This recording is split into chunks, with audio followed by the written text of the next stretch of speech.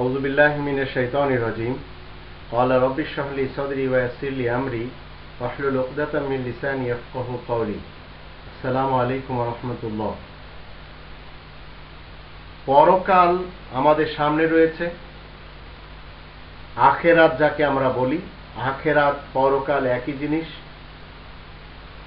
আমরা সেটা চোখে দেখি না। মৃত্যুর পরে আমাদের রবের সামনে হাজির হতে হবে এবং সেই দিন আমাদের বিচার হবে, এই বিশ্বাস করেই আমরা জীবন কাটাই।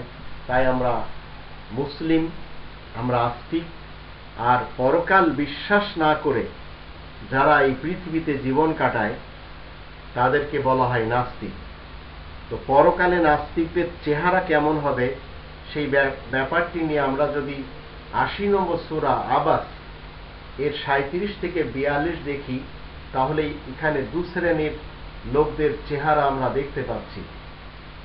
আল্লাহ বলছেন, লিকুল্লি ইমরিইন মিনহুম ইয়াওমাইদিন শানুন ইউগনি। সবাই সেদিন একই চিন্তায় ব্যতিব্যস্ত থাকবে। উজুহু ইয়াওমাইদিন মুসফিরা, কতই না চেহারা সেদিন উজ্জ্বল চমকদার হবে। পৃথিবীতে যারা মুমিন, মুসলিম, আস্তিক, এদের চেহারা সেদিন উজ্জ্বল হবে, চমকদার হবে।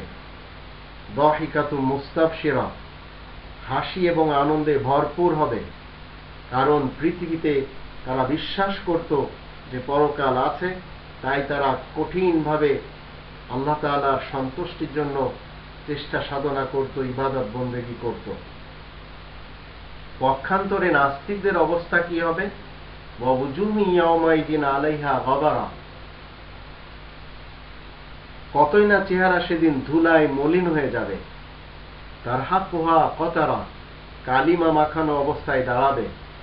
উলাইকা হুমুল কাফারাতুল ফাজারা, এরাই তো সেই দল যারা আয়াত গোপনকারী পিশাচ, যারা দুর্নীতিবাজ, পাপাচার। এই নাস্তিক লোকগুলির চেহারা সেদিন ধুলায় মলিন হয়ে যাবে। আর কোরআনের দৃষ্টিতে পরকালে যারা শাস্তি পায়, এই পৃথিবীতে তারা কোনো না কোনো টেনশনে থাকে।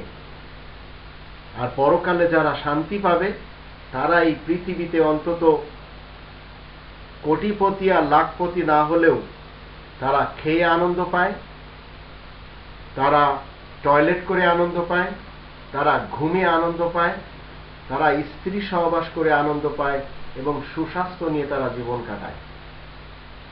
আর যখন তারা ঘুম পড়ে, তখন ঘুমিয়ে তারা আনন্দ পায়। তো এই ৫-৬টি যে জান্নাতীদের চরিত্র, যে বৈশিষ্ট্য, সেগুলি একজন আস্তিক এই পৃথিবীতে পেয়ে যায়। আর পরকালে তো তার জন্য রয়েছে অফুরন্ত নিয়ামত। কিন্তু নাস্তিকদের চেহারা সেদিন কালিমা মাখানো হবে। তাদের অবস্থা, তাদের চেহারা ধুলায় মলিন হয়ে থাকবে এবং কালিমা মাখানো অবস্থায় তারা দাঁড়াবে। আল্লাহ বলবেন, এরাই তো সেই দল যারা আয়াত গোপনকারী, পাপাচার। তাদের কোনো ক্রমে মাগফিরাত হবে না।